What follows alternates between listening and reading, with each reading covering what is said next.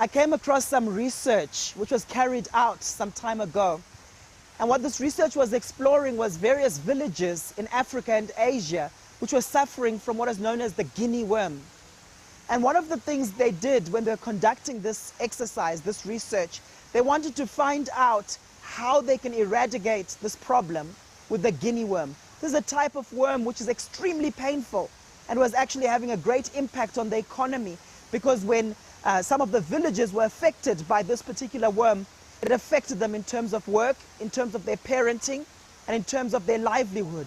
A lot of them were subsistence farmers. What was so interesting about this research is the way they carried it out. They knew that the guinea worm was found in infected waters. And what they did as they conducted the research, they used a principle called positive defiance.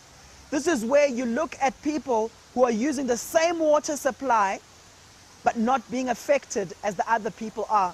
So they identified a particular village which was not being affected by this particular guinea worm, despite the fact that it was using the same waters. And they investigated and investigated, and they looked at the specific behaviors that were unique about these particular villages. And what they noticed about these villages is that when they collected the water, they would use their dresses, and the dresses would act as sieves, and the water was not affected. The lava would stay and remain and would not go into the next pot which was being used. That's the principle of positive defiance, where in research you examine who's living in the same conditions as you but not being affected.